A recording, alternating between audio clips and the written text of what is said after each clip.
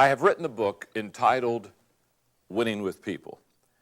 In your notes, I would like to point you to the thesis as we begin the foundation of how you and I can have and develop great relationships with others. The thesis of the book is very simple, but it's also very powerful. People can usually trace their successes and failures to relationships in their lives. That's an absolute fact. If you would look at your successes or your failures, I would almost guarantee you every time something good has happened to you or every time something difficult has happened to you, you could point it back to some relationship that you've had in life. For example, our successes. In my book on the laws of teamwork, I talk about the law of significance that says one is too small of a number to achieve greatness. And basically what I say in that law is simple. If you and I are going to achieve something that's worthy and worthwhile and is something that is an achievement, I will almost guarantee you it will be done with someone else, not just by ourselves. It's also true in our failures. In your notes, I talk about the fact that 7 out of 10 people lose their jobs because of personality conflicts. Think about it. Think about people that you've had to let go in your office, or perhaps maybe at a time in the past you've had to be let go. I will almost guarantee you it's some kind of a personality conflict. I have a minor degree in counseling, and I've done a little bit of it, not a lot. But I can tell you this. If you're sitting down counseling people, almost all the time, it's in some area of relationships. Somebody's struggling with somebody, somebody's having a difficult time with someone. It's almost always a relationship issue.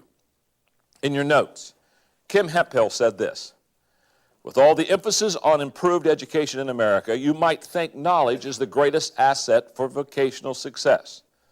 The Carnegie Foundation discovered relational skills are far more important if you hope to succeed at work. Their study found that only 15% of a person's success is determined by job knowledge and technical skills. 85% is determined by an individual's attitude and ability to relate to other people.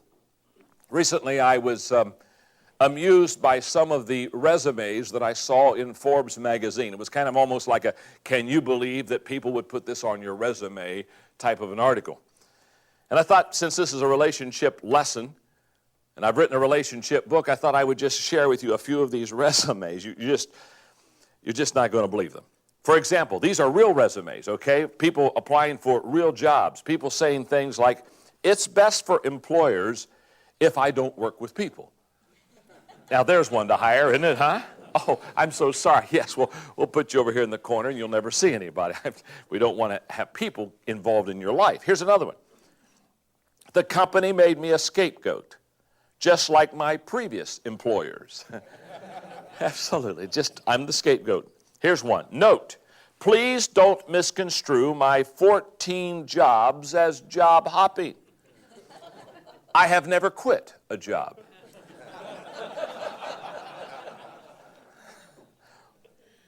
One more. I love this one. References? None. I've left a path of destruction behind me. The book is entitled Winning with People, Discover the People Principles That Work Every Time.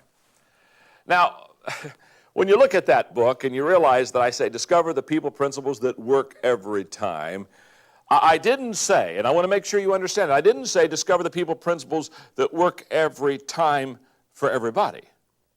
I didn't say discover the people principles that work for others every time. I did say discover the people principles that work for you every time. Because, two things in your notes. These people principles will help you better understand others. And two, they will help you better understand yourself. The result, the daily practice of these people principles will improve your people skills with everyone. Note, I did not say everyone would like you. That's impossible. You see, we cannot always determine how others will respond to us. We can always determine how we will respond to others. So therefore, note, when I respond correctly to you, I win. That's what these people principles will teach you. They'll teach you how to respond correctly to others. When others respond correctly to me, we win. What I'm concerned about is not how other people relate to you. I'm concerned about how you relate to others. A long time ago, I learned that I cannot control the actions or the reactions of others. But if I understand people correctly, and if I have good people skills, I can control mine. And I can determine not how they feel about me, but I can determine how I feel about them. In fact, one time I shared with someone, I said, I have no enemies. And they looked at me and said, well, how could you have no enemies? Being a leader like you are and a strong leader and building organizations, you've got to have a lot of people that aren't happy with you. I said, oh, no, I didn't say a lot of people were unhappy with me. I have no enemies. See, how you treat me, that's your choice. How I treat you, that's my choice. If you don't like me, that's your choice. I'll still choose to like you. Too many times, we underestimate the power of personal choice. And when I talk about how these people principles will help you to win with people, what I know is if you have the right attitude with the right relationship skills and the proper understanding of people, you will always win. In your notes. In life, the skills you use and the people you choose will make or break you. I've divided the people principles in this book according to 5 critical questions that we must ask ourselves if we want to win with people. Number 1 is readiness.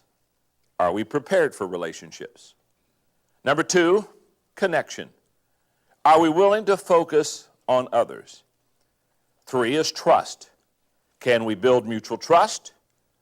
4, investment. Are we willing to invest in others? And finally, number 5, synergy. Can we create a win-win relationship? I want to talk to you first of all today about readiness. Are we prepared for relationships? Now, in this readiness level of relationships, there are 5 people principles. Number 1, the lens principle. The lens principle says who we are determines how we view others. I love the Groucho Marx comment. I wouldn't want to belong to any club that would accept me as a member. Says it all, doesn't it? You see, the question I must ask myself is, what is my perception of others? Because who you are determines the way you see everything. You cannot separate your identity from your perspective. All that you are and every experience that you've had color how you see things. It's in your lens. Here's what I mean. Number 1, who you are determines what you see. A Coloradan moved to Texas and built a house with a large picture window from which he could view hundreds of miles of rangeland. When asked how he enjoyed the view, he responded, the only problem is there's nothing to see. About the same time, a Texan moved to Colorado and built a house with a large picture window overlooking the Rockies. When asked how he liked it, he said, the only problem with this place is that you can't see anything because all those mountains are in your way. Who you are determines how you see. I was having dinner the other day with Francis Hesselbein, and I was also having time with Jim Collins, having a wonderful, really, 3-hour dinner in that process. And because Francis has been with Peter Drucker for many, many years, I asked her what was the greatest thing that he ever taught her. She said that he has said to her many, many times, Francis, look out of the window and see things that are within your view that others do not see. What Peter Drucker was basically saying is, we all can look at the same thing, but we don't all see the same thing. We're going to see according to who we are. For example of that, my wife Margaret, very aware of what people wear. I am not. Many times we'll be at a party together and she'll say, you know, you were talking to the guy in the blue sweater. What was he talking about this evening? And I'll look at her and I'll say, what blue sweater? I can't relate. Now, she sees the person with the blue sweater. That's how she views people, by how they dress, what clothes they have on. Personally, that's nothing that really grabs hold of me. Now, see, she looks at a person entirely different than I look at a person. Who we are determines what we see. Number two, who you are determines how you see others. It's a classic old story of two guys, separate families that were moving into a little town, and on one day, one of the guys who was moving into town stopped at the local hardware store and said, "I've got to ask you a question." He said, "How are the people of this town?" And the owner of the hardware store looked at him and said, "Well, let me ask you a question. How were the people from the town that you came from?" He said, "Oh," he said, "they weren't very friendly." He said, "In fact, that's why I'm really glad to be moving to this town." And the guy at the hardware store said, "You know, I'm so sorry. They're not very friendly here either." A couple days later, another guy dropped by the same hardware store, said, "I'm moving here." He said, "I got to ask you a question. How are the people of the town?" And again, the owner of the hardware store looked at him and said, "Let me ask you, how were the people in the town that you just left?" "Oh," he said, "we hated to leave. Those people were so friendly and so warm. We had great relationships." And the owner of the hardware store says, "I've got great news for you. They're friendly here also." You see, it's a fact. Who you are determines how you see others. The way people see others is a reflection of themselves. For example, if I'm a trusting person, I will see others as trustworthy. If I'm a critical person, I will see others as critical. If I'm a caring person, I will see others as compassionate. Phil McGraw had it right when he said, "You teach people how to treat you." That is a powerful statement. Number three, who you are determines how you view life. I have the privilege of speaking to a lot of NFL teams. And one of the teams I've done a lot of work with is the St. Louis Rams. And I have a wonderful friend on the Rams team who is an offensive coach named John Maxwell. And recently I was at a Rams game, and I was sitting with his wife, Kim, and some of the wives of the other coaches on the St. Louis team. And I know for a fact, because I've known John for probably 15, 18 years, that they've lived in at least 7 or 8 different cities. Kind of being a coach, they move from city to city and are coaching with different teams. And so I said, "Kim," I said, "I've got to ask you a question. Of all the cities you've lived in," I said, "what's your favorite city?" And she said to me, she said, "Well, where I am right now." I said, "Oh, you like St. Louis better than any other cities that you ever lived in?" She said, "I didn't say that." You asked me what my favorite city is, and she said, "My favorite city is where I am right now." What Kim was really saying to me that day was, where you live, who you're around, basically, you're going to determine how you view people by how you are yourself. And Kim was saying, I have a good attitude about wherever I am, and so therefore I like wherever I am. Number 4, who you are determines what you do. The question I've always asked myself is, what determines who I am and who you are? Well, number 1 is genetics, no doubt about that. My wife and I have had the privilege of adopting 2 children. They're now grown, married, and we have 4 grandchildren from them. And they were great delights to us. But when I and Margaret adopted them, many, many, many years ago, I was about 85% an environmentalist and about a 15% genetics. Now, having raised 2 adopted children, I'm about 85% genetics and about 15% environment. It's kind of like when I was a pastor and didn't have any children, I had great lessons on how to raise your kids. Then I had some and went into about a 20-year silence. But who we are, major genetic issues. Number 2, self-image. He was exactly right when T.S. Eliot said, half of the harm that is done in this world is due to people who want to feel important. They do not mean to do harm. They are absorbed in the endless struggle to think well of themselves. Number 3, experiences in life. Basically, the experiences that you and I have do mold us. And I would say this, we've all heard it said that experience is the best teacher. But I'm here to tell you it isn't. Never has been. I've known all kind of people who have had all kind of experience, and they haven't learned anything.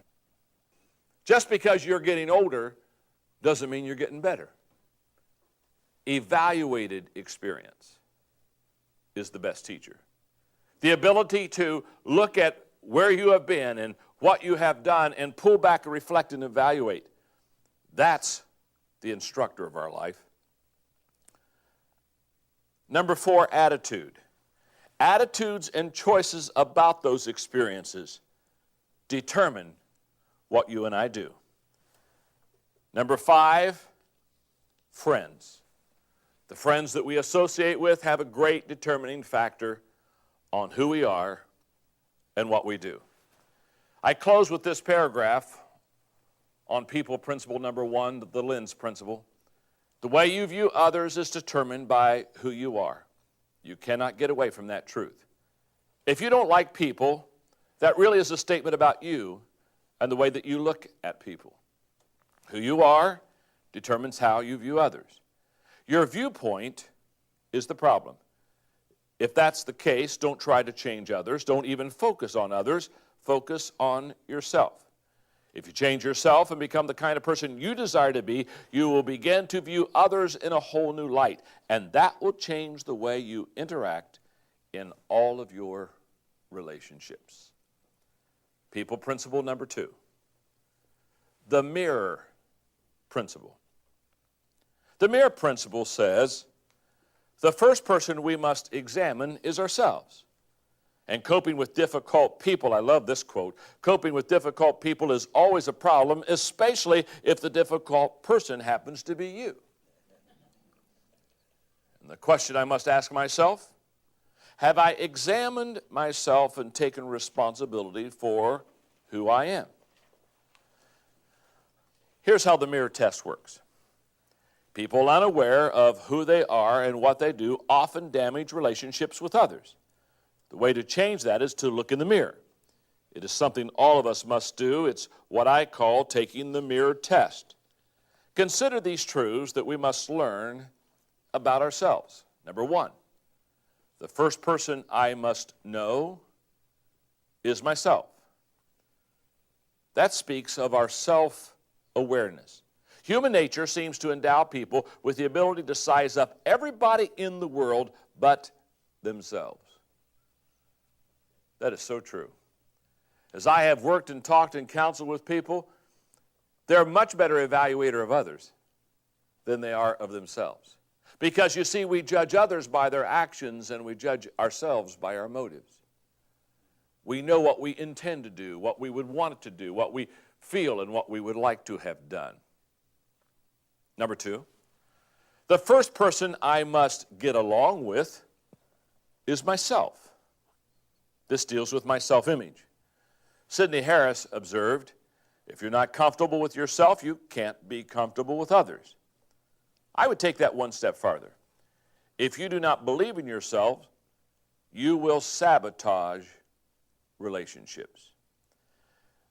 Most of you are aware, because I wrote the 21 Irrefutable Laws of Leadership, that I talk about the law of the lid. The law of the lid basically says that if this hand is my leadership skill, then this lid, this leadership skill and effectiveness will determine how I can grow my organization or how I can develop my department, etc. That there's a lid, a leadership lid that keeps us from expanding or growing.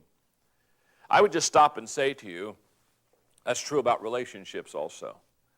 There's a relationship lid that keeps us from expanding and growing in our knowledge and understanding and connection with and relationship with others. And it deals with this right here. If you can't get along with yourself, if you have a poor self-image, I can promise you, you'll never get along with a lot of people, and you'll never be able to believe in them because you don't believe in yourself. Number 3, the first person to cause me problems is myself. That's self-honesty. Or as comedian Jack Parr quipped, looking back, my life seems like one big obstacle race with me being the chief obstacle. I did a tape one time, a leadership tape, entitled How to Get Out of Your Own Way. And basically the thesis of the tape was, don't worry about competition. Most people never get sidetracked with competition or beat up by competition. They just blow themselves up. Most people, if you just let them alone, it's only a matter of time till they go into the ditch. We can't even win a race sometimes with ourselves because of the self-image, because of this whole process of the mirror principle, and unable to cope with who we really are. Number 4, the first person I must change is myself. This deals with self-improvement. In the crypts of Westminster Abbey, the following words were written on the tomb of an Anglican bishop who lived in the 11th century. When I was young and free, my imagination had no limits, and I dreamed of changing the world. As I grew older and wiser, I discovered the world would not change, so I shortened my sights somewhat and decided to change only my country. But it too seemed immovable. As I grew in my twilight years, in one last desperate attempt, I settled for changing only my family, those closest to me. But alas, they would have none of it. And now as I lie on my deathbed, I suddenly realized if I had only changed myself first, then by example I would have changed my family, and from their inspiration and encouragement, I would have been able to better my country, and who knows, I may have even changed my world.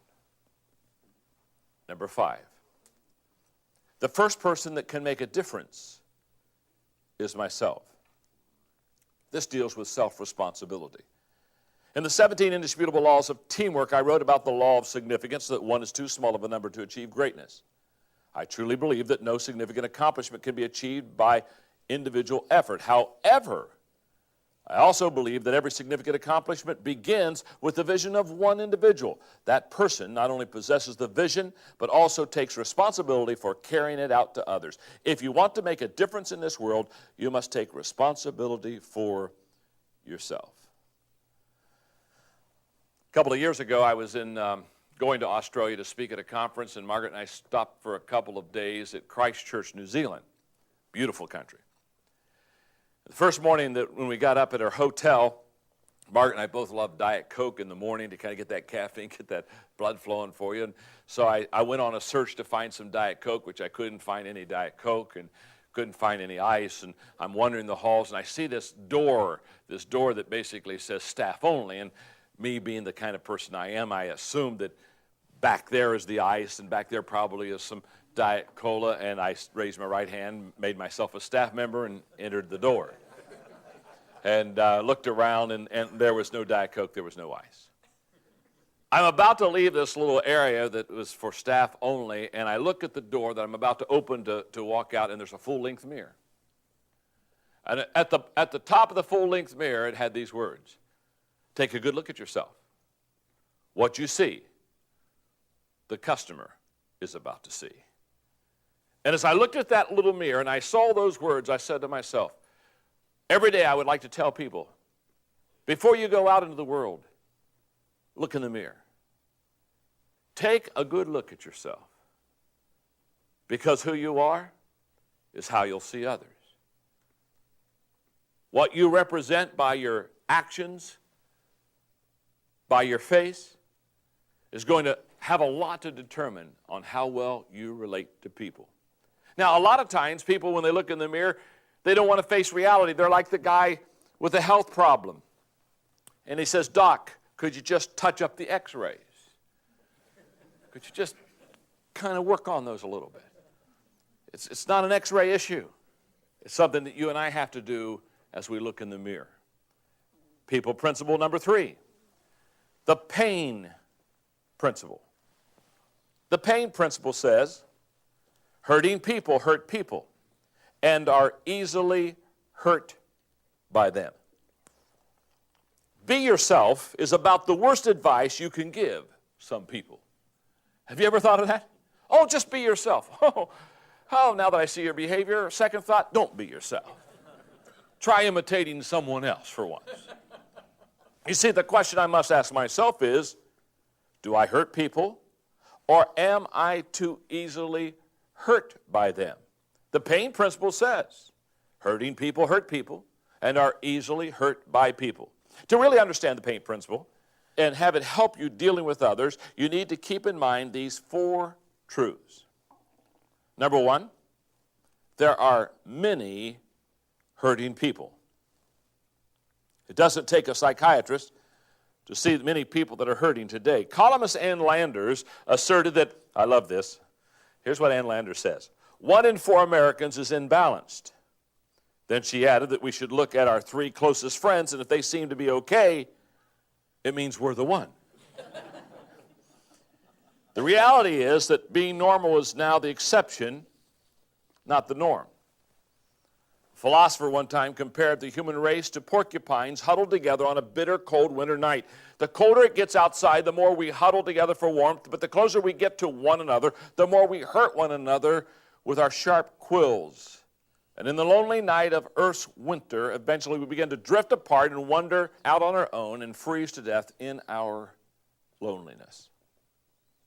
Second statement, those hurting people often hurt people. German poet Hermann Hesse wrote, "If you hate a person, you hate something in him that is part of yourself. What isn't part of ourselves doesn't disturb us." Number 3, those hurting people are often hurt by people. The greatest illustration that I can give you of that is, I have a wonderful friend, Kevin Myers, and we were talking about this pain principle one day, and he said, "John," and this is so true, he said, "it's like a splinter in your finger." You know, if I have a splinter in this finger right here, and you come up to me and we shake hands, haven't seen each other, and you give me a good hearty handshake, if I have a splinter here, I have a tendency to pull back real fast. And you just shook my hand, all of a sudden I'm pulling away from you. It's like, what's wrong? Well, what's wrong is I have an infected finger. And if I have an infected finger, anytime it's touched, I overreact. That's true with people. People that are infected on the inside overreact. And we're always amazed because we say something that perhaps we in no way even thought was going to be harmful or hurtful. And we say it and we watch them almost recoil from us, and we say, "What did I say?" Well, I want you to understand, it's not always what we say. If they are a hurting person, they have probably great capacity not only to hurt you, but to be hurt by you. The pain principle basically says that when somebody overreacts way out of bounds, it's almost always the fact that inside there's some infection of the soul and the spirit that causes them to do that. Number 4, those hurting people often hurt themselves. That's probably one of the saddest things to me, is that as they are hurting others or are being hurt by others, they really hurt themselves. It's like the great comedy team of many, many years ago, Amos and Andy, and Andy had a friend of his, Kingfish, who kept slapping him on the chest. And he just got tired of them getting slapped on the chest. And one day he went to his buddy Amos and he said, "You know how Kingfish slaps me on the chest?" He said, "Yes." He said, "I want you to know he's never going to do that again." He said, "What do you mean?" He opens up his coat and there are 6 sticks of dynamite strapped to his chest. He said, "I'm telling you, the next time he smacks me on the chest, he's going to blow his hand off."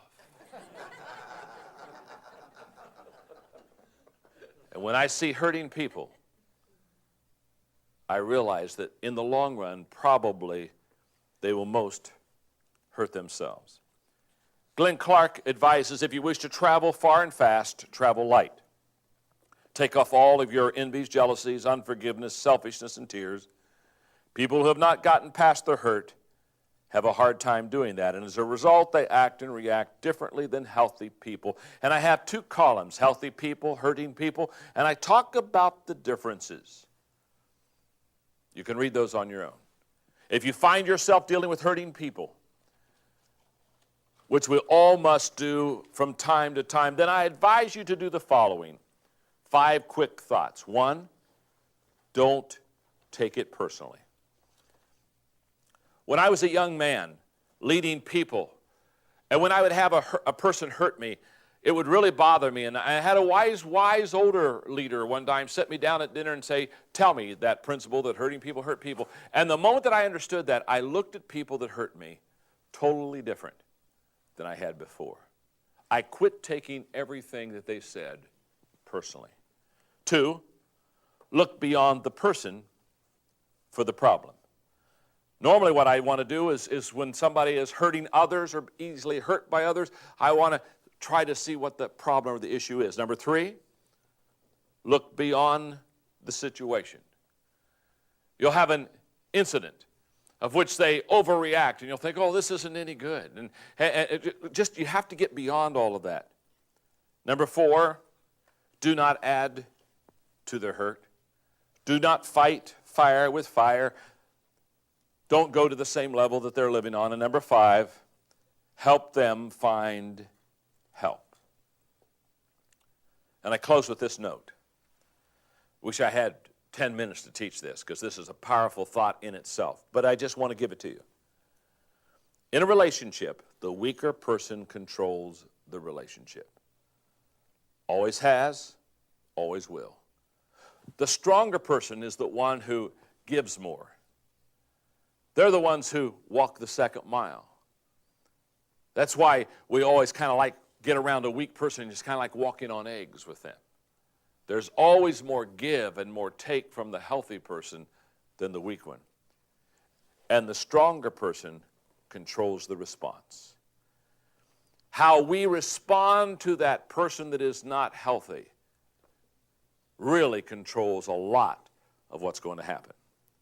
People principle number 4, the hammer principle. Never use a hammer to swat a fly off someone's head. Alexander McLaren said, if you would win the world, melt it. Do not hammer it. The question I must ask myself, would others say I overreact to small things in a relationship? I can think back in our early part of our marriage for Margaret and me, I did. In fact, one of the great issues I had to work through in my own life was the fact that when Margaret and I would have an argument, I thought my job was to win. I thought my job was to prove I was right.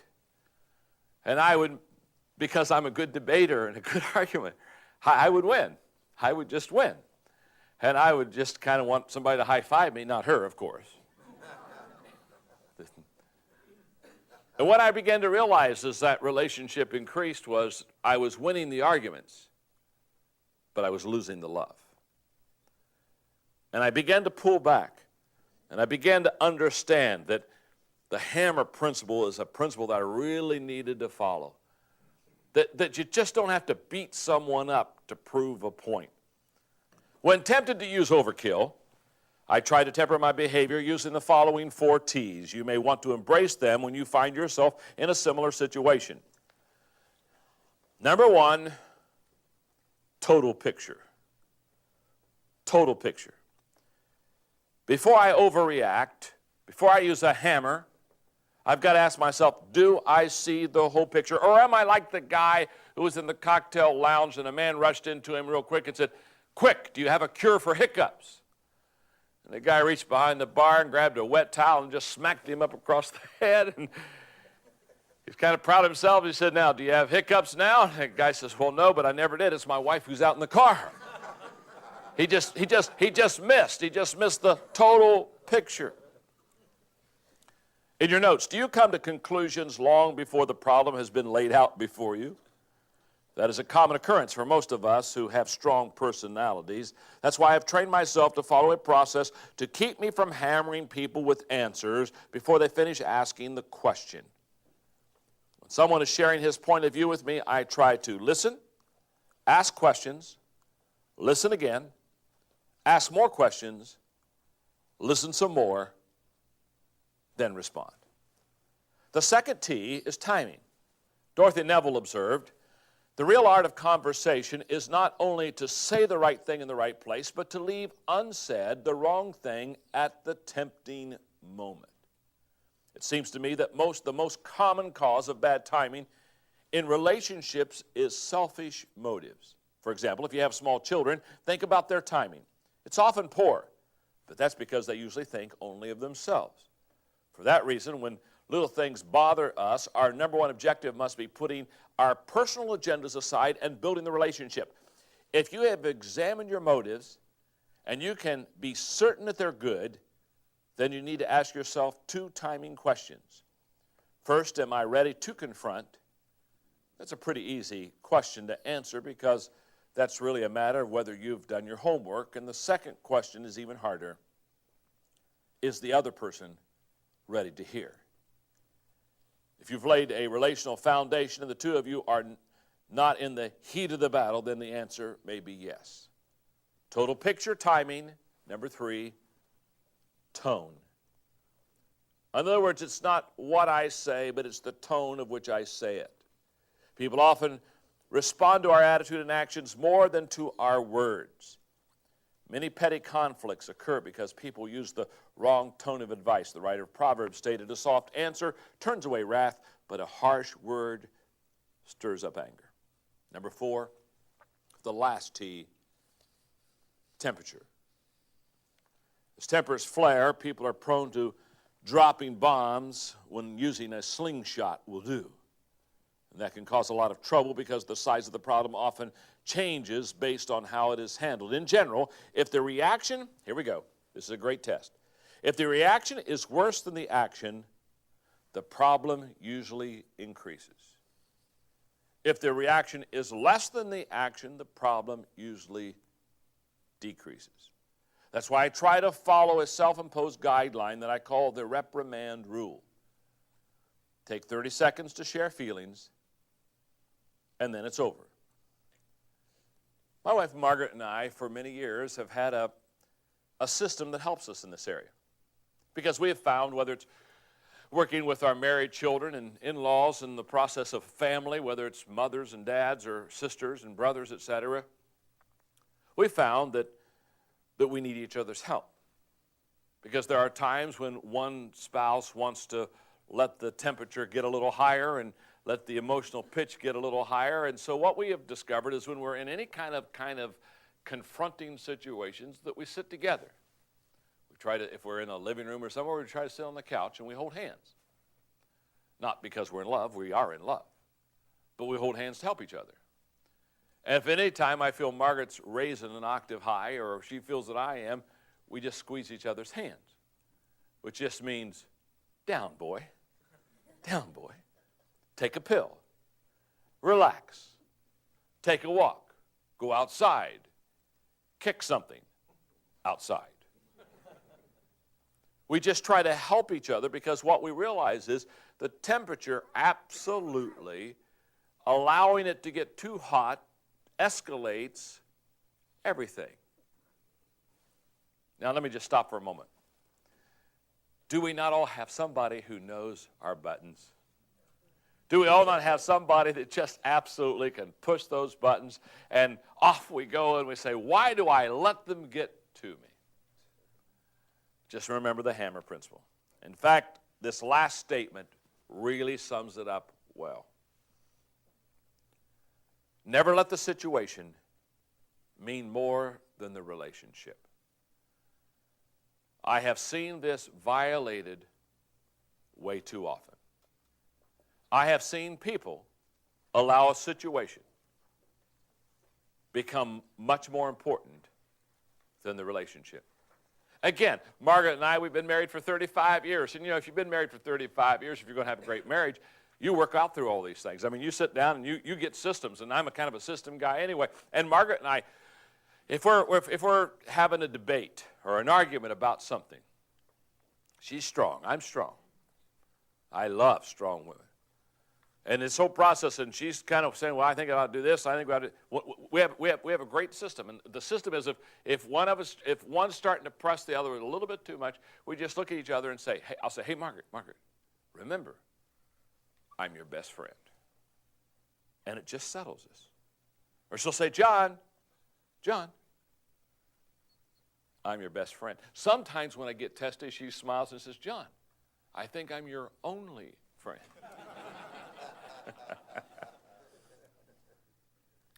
People principle number 5. The elevator principle.